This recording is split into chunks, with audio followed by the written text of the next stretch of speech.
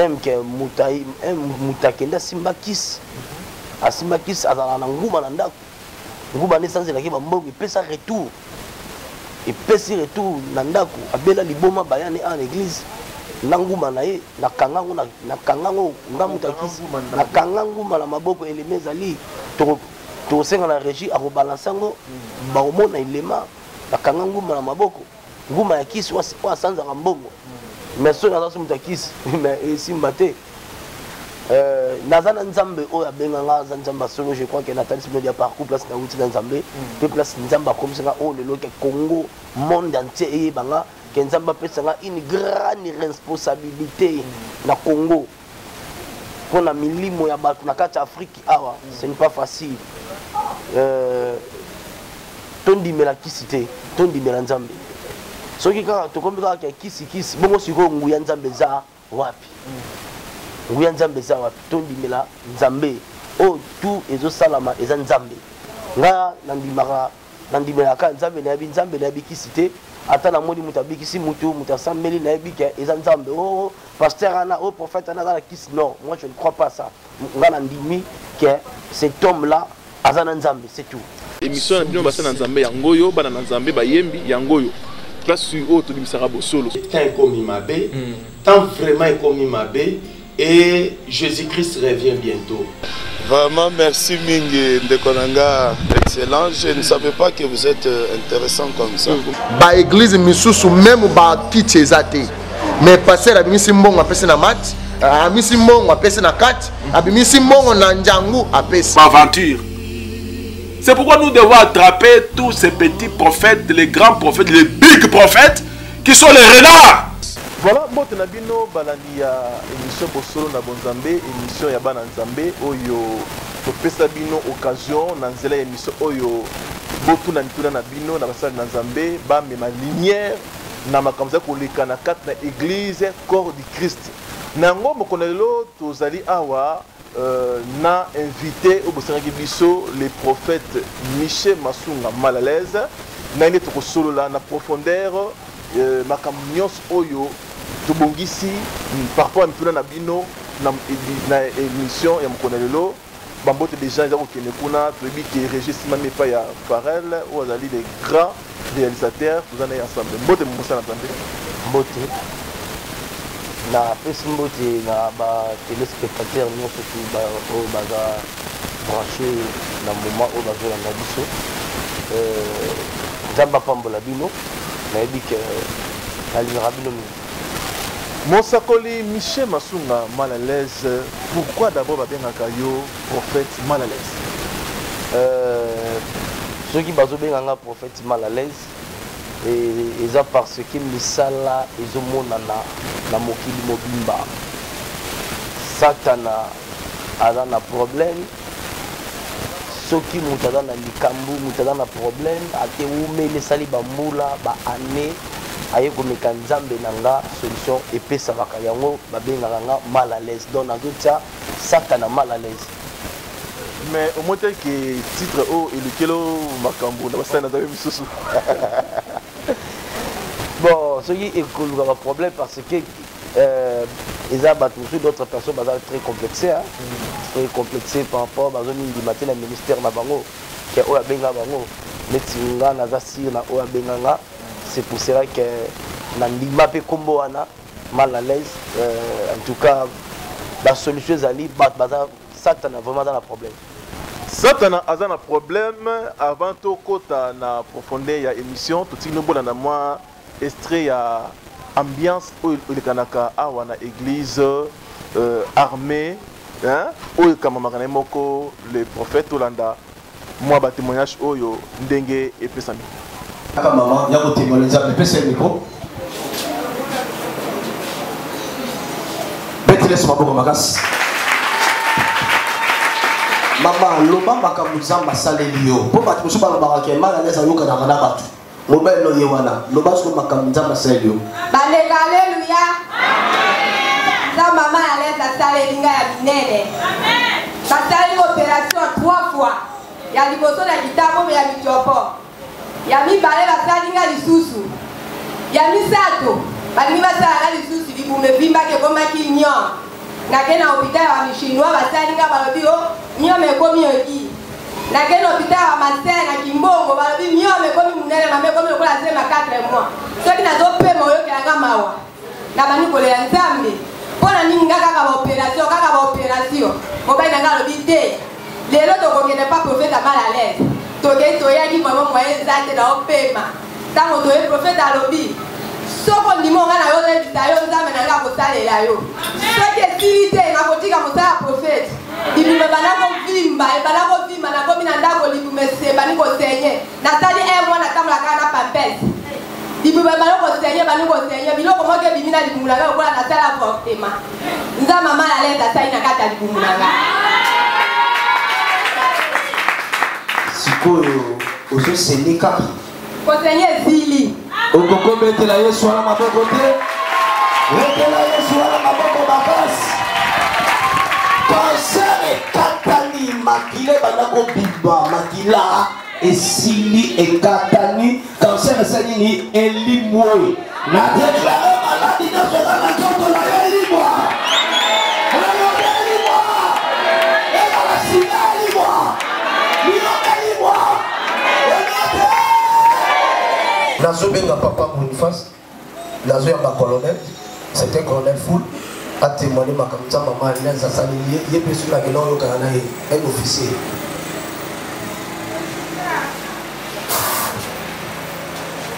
Alléluia. Alléluia. Mbona ngai babengaka ngai na kombo ya lieutenant colonel Kakule Makoma Boniface.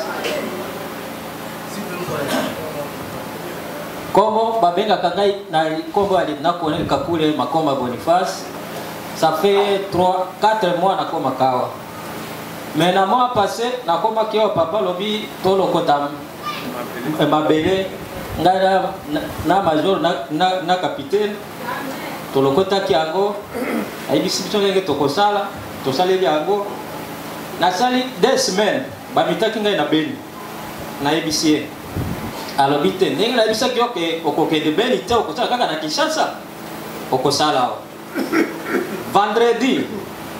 babengi ngai nazwi mosala na présidence nde naye kotona nzambe ya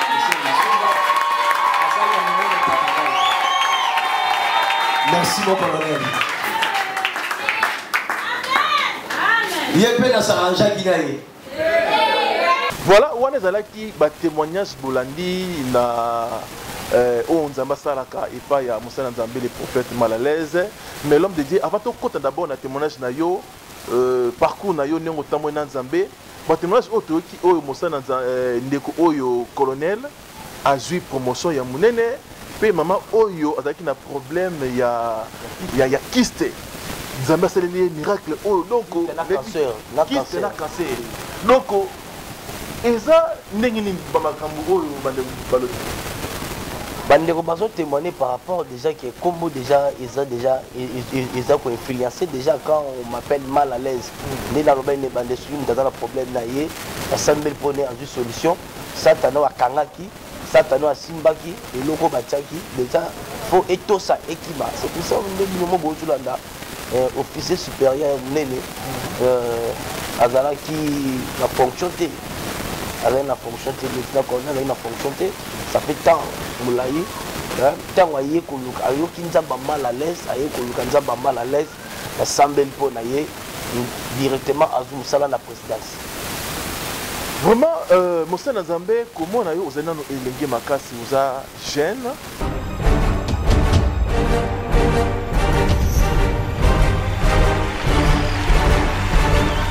mais toyeba kotala na musala ozo kosala eza musala moko déjà ise fungwa makasi pe renommé no déjà eza makasi bandeko bana besoin bayeba prophète Michel Masunga mal à l'aise o bayokaka ba monyo lelo pe balandaka o na ba tando miki mususu obanda musala na yo ndenge nini nzambe abengela ndenge nini bon ngai nzambe azwangai na balabala nzambe azwanga na balabala lorsque maman na biso na papa basali divorce en 94 je te faisais dans la rue na wenze ya Tabe lelo bazobenga ngo marché liberté na terrain wana bando benga jeune na masina nde na 97 donc afdele yokuta nde bafrère mo bane koya koteya biso nde eselaki esaliki tokoma kosambela ti mwa baencadrement baformation baencadrement nzambe mpe déjà esi atya deja eloko na ye kati na ngai namiyebaka mpe te ndenge azoba na jérémie nayebaki outa libumu ya mama na yo ke naponaki yo depuis kala avant koto okoma mikuwa ntango ozalaki makilanga nzambe nayebaki yo ndeti biso bamal à l'aise nzambe ayeba biso depuis kala malgré que nzambe apermetaki ke oyo esalama il est le maître des temps et des circonstances apermetaki circonstances oyo esalama papa na mama bakabwani te bakabwani ekomi mpasi bacomplication kolala na wenze likolo ya bamesa na bamashine ya bafufu porter fazer donc au 18h bokovanda na arrêt de bus bokozela mituka ezouta bambakana bamikau baplateau bozomema bapondu na mitu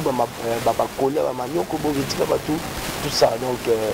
ere moko mpasi eleki okomuka mosala okomuta mashine ka place ozomika fufu place ozolala donc otombolaka mpo boye na se mitiopi donc vie vraiment c'était vraiment dur nde na 97 nzambe ayaki kokutana na ngai nde basala nzambe moko babande koencadre nga nabosanaka bango te na masina na Petro Congo na église le chandelier epai ya pasteur Florent Ngunga Pitia tozalaki encadré na bapasteur mosusu bazalaki na pasteur fidèle d'autres pasteurs donc ça fait moins longtemps donc moi parcours ya molai après temps na longwe wana na chandelier nazalaki kaka comme frère après naye sikoyo kozwa formation malamu epai ya pasteur Pierre Kaninda na église fellowship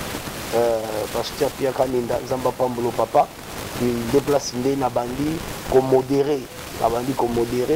na église fellowship pa pasteur Pierre na bandi komodéré il déplace mpe likabo la prophétie eyaki kofungwama après après na 2001 nayaki kobanda sikoyo kotravaille na prophète Léon nzamba pambolo prophète Léon évêque Léon nangaba Léon Lupetu nde tokutanaki na ye epai ya apôtre Arondoalo na Ezo tobandaki vraiment kosala mosala nzambe makasi na église Sinai totombolaki mpenza église après ndeka bamakambo ezalaka apôtre baye kozwa mwa badiscussion mwa baproblème esalami entre ye na prophète Léon nde biso tobimaki na prophète Léon tokenga toki bâtir église oyo tobengi meped tobandi travailler kuna ti nzambe yango permettre ke na 2007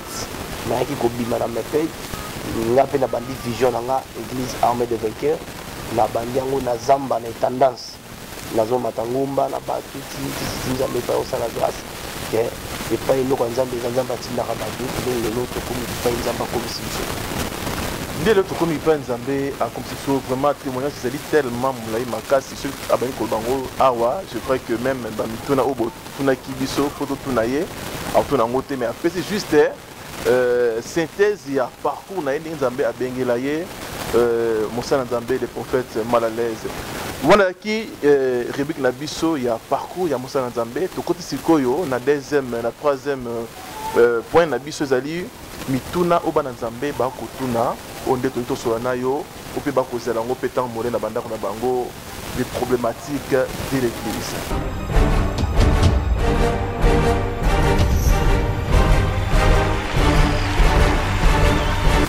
L'homme de Dieu kokoyebisa biso différence nini comparaison nini wakosala kotala église ndenge bandaka na bantoma papa na biso mpe baali na bala ti ntango tokomi lelo ozomona marche église ndenge nini bon kobanda bapapa na biso moza edi na bala nzambe apambola ye ke son âme repose en paix ye mpenza aza monument aza vraiment monument na kati ya mboka na biso souvent nandimelaka nzambe na ye soki ye te me lelo toza oyo mpe toza te puiske ye nde ntamema vraiment bolamuki na kati ya mboka oyo tobengi réveil kotala église oyo bapapa na biso basalaki na ta oyo différence eza kaka différence eza kaka différence eza makasi mais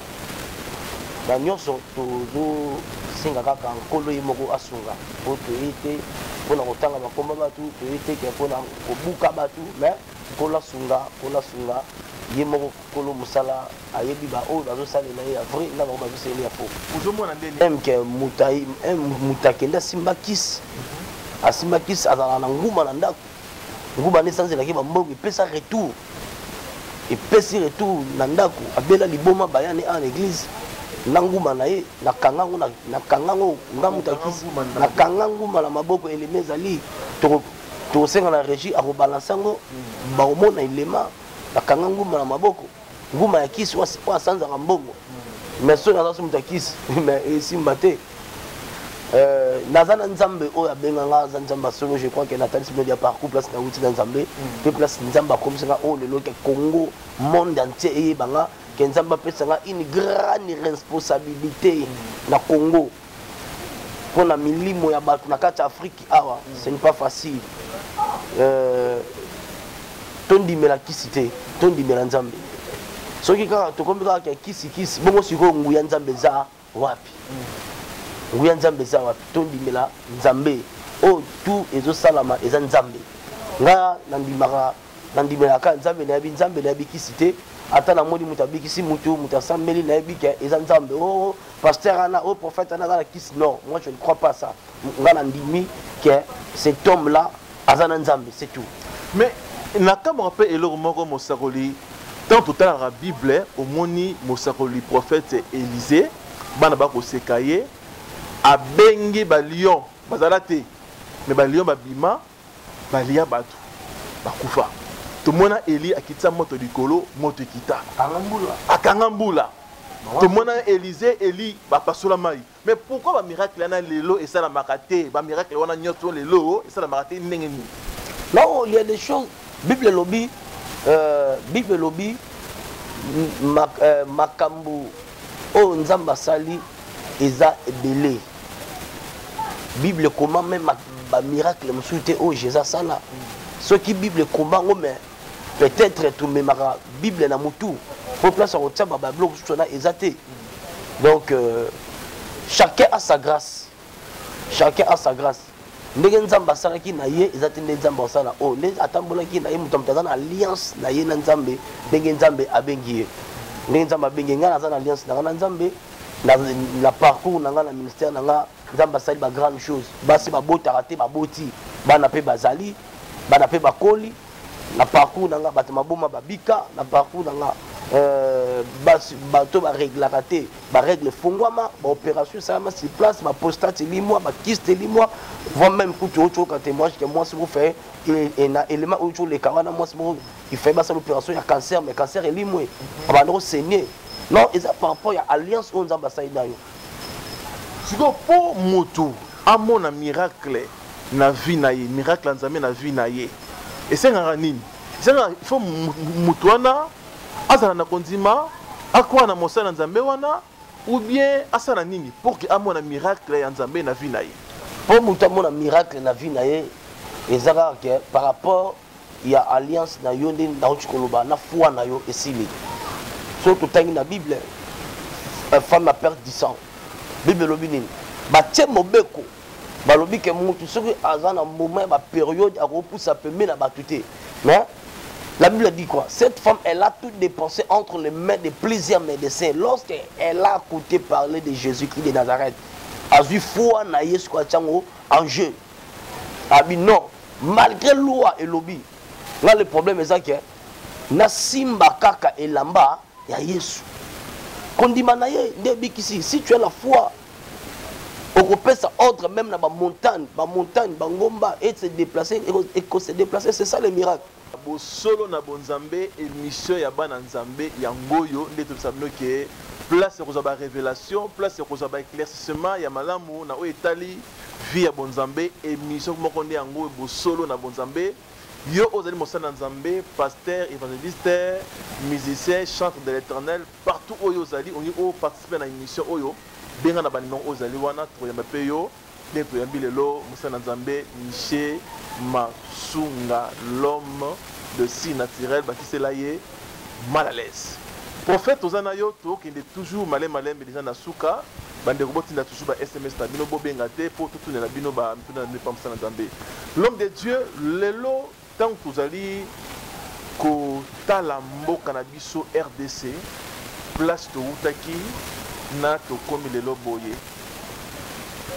Mosala nini église et sengil esala lelo pour le développement ya mboka na biso RDC avec le nouveau président Otozana. Église, contribution dans mon mboka na biso pour le nouveau gouvernement Otozana. Et ça va côté à peuple et Nzambe vraiment que la ligne vraiment il y a solo car on est toujours dans l'émission Bosolo Bonzambe côté à peuple Nzambe vraiment que peuple Nzambe vraiment que basong il a vraiment Christ accepter vraiment Christ comme Seigneur et Sauveur dans la vie na bango vraiment que nous surtout irokinde malam. Est-ce que les lots peuvent consulter bino pe basa na Nzambe pour na koluka développement ya mboka pour tout le monde ba pasteur ya mboka na biso bazali de considérer na gouvernement est-ce que les peuvent espoir que tout le basa na Nzambe pour na mboka na biso ils ont fait développement? Oui bien sûr. Chaque pays gouvernement ezalana ba pasteur na bango ba pasteur na gouvernement ou ba prophète ou ba qui na consulter aurait que ba qui le ba magicien tout le monde a des fois même exemple que gouvernement ndenge sangi ça ba chef coutumier s'il y a un problème ba benga chef coutumier surtout ndenge moko pe na ba sala nzambe ba prophète ndeti biso boyi tozali pour la défense ou spirituellement pour aider mboka na biso vraiment que pour ekende malam. L'homme de Dieu qui est vraiment na souka mais to côté na partie à souka ya émission na biso au totela bandeko les ali proverbe tolandi jingelo comme ça tozongi juste pour la suite.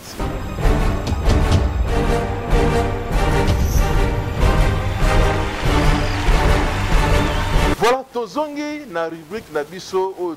tolorana invité na biso ya proverbe tozali na 3 proverbes ndenge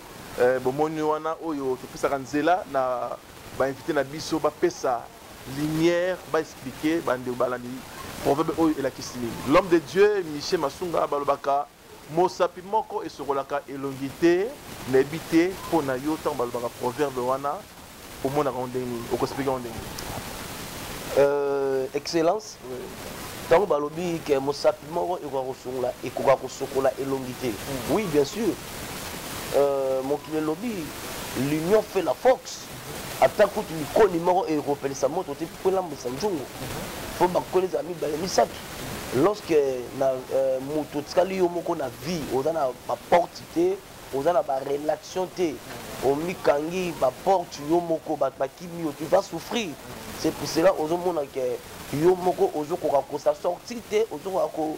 bouger parce que aux aloboko moko tout est bloqué. Luka obongisa na batu, luko zala bien na batu, mutazala kana batu. Voilà, wana dalaki réponse ebosa ya mosala nzambe, mutu azala toujours bien na batu, place yovandi, musape moko sokolaka elongité, yeba ko soigner na batu parce que vie on ne sait jamais. Mutu ko soigner na la vie, oyebité. Deuxième proverbe na biso ezali mokolo banyataka ligorodo, makwanza ebimaka mokolo wana te. Mokolo banyataka ligorodo makwanza ebimaka mokolo wana te. Oko expliquer on ndenge nini selon boyebi na yo. Excellence. Ce que l'homme a semé, il le moissonnera. Oyo loni lelo yango obuka lobi. Ata lelo omonike obumaki mutu. Omonike likambo salaki ya kuku. Okalaki mutu okataki mutu saki, okataki mutu pota po botele téléphone, po botele nini. Peut-être aujourd'hui omonike yonde pomba okoki. Omonike asangelo omongote. OK. Après 2-3 jours. Omona sikoyo semence d'ailleurs o lonaki lelo. Yango tozomona bate belé lelo. Bamokanga batata ba mama ya suki apemi bandoki. Or ye moko makamba salaka lobi. Tango zaki jeune longo bazem. Parce que le côté ndako libalo komo luka bana bazuya te komi kao intel indoki o intel indoki o intel indoki. C'est qu'un homme aura semé, il le moissonnera. Oh loni lelo yango e kango lobi. Voilà, wana zali toujours na rubrique na biso ya proverbe na mosana nzambe bo ko koyoka ndinga ko fongola na lumière nyosu makambo ezali kokende. L'homme de Dieu proverbe ya suka yango yo ezali mwana muke ata mati likolo nzete amonaka musika te koleka mokolo o avandi na se. Mwana muke o mati likolo nzete amonaka musika te koleka mokolo o avandi na se. Oko expliquer on ndenge. Excellence, mwana muke avandi mwana muke mati likolo nzete koleka mokolo avandi na se. Mais la vie nous sommes en comique qui s'attend à battu au katana mango aucun de liboso ils ont combattu ils ont la battu sur bakenda mais basuka na nzela c'est pas dit que les losiki yo mati au moins qu'il y a une coquille ils ont basali au grâce au comme place au commis bon respect na ba enezate respect na ba oyo kuti na musala exacto muniki non yonde kaka mais yeba tant au beta chiki libre au place au quoi là. Voilà, on a une réponse. Il y a le prophète mal à l'aise, Miché Masunga. A fait la réponse surtout na proverbe Oyo. Tout la bino rubrique na bino pour conseiller bino na Italie. Marche ya vie à Motundenge et Sengeli Abomisa Yango. Ndenge okuyana mwana muke wa matili kolanzete amona ka museka to ka mokolo oyo avandasi. Donc c'est-à-dire mokolo oyo avandi amata déjà nzete wana avant yo matango. Donc ayeb déjà ya ebele. To comme na suka ya émission na biso bandeko ce beau seplek na yango bo pesa merci na régie pour notre moni Farel oyo salaki wana et moulin pour la orienter musala sans oublier les DG compétents nanwana Seben Gouma kuna na Ev TV les chaînes événementielles balobi na Ev TV ne makambo awande mosala zali ko salama na professionnalisme nyo surtout donc ça va na biso tout droit et pas ya apôtre Silas Kombo to possibilité ko pesa mbote na Judith Safi Sergade Diva maître Eligopodi conseil na biso pe tozana ye Rachel Sanga bambote pe kuma yepa na yo bino nyos bolandi biso doit causer la yo musala nzambe o teke na ndako o tindela pe biso invitation na yo tokoyamba yo pe tokosola kitoko. L'homme de Dieu to comme na suka na éviter ba programme l'église ezali ndeni pe na loba na yo ya suka na nzambe ezali programme langa ya église ezali to priaka mercredi, jeudi, vendredi de 15h30 à 18h30, dimanche au sambelaka de 8h juste à 12h juste. Pour na bateau bazolanda ngai olingo kutana nanga na yambaka chaque jour na yambaka du lundi au vendredi de 7h30 à 14h30 naza disposé vraiment pour la vidéo ba numéro de téléphone bazonde ok on a pesa eza numéro nanga personnel soko bengi ojunga obengi biso na 082 533 69 83 numéro mibale ezali 090 159 12 68 numéro misat ezali 089 911 17 64 ou eza numéro ya WhatsApp 089 911 17 64 soko bengi to komel biso na WhatsApp okozwa biso.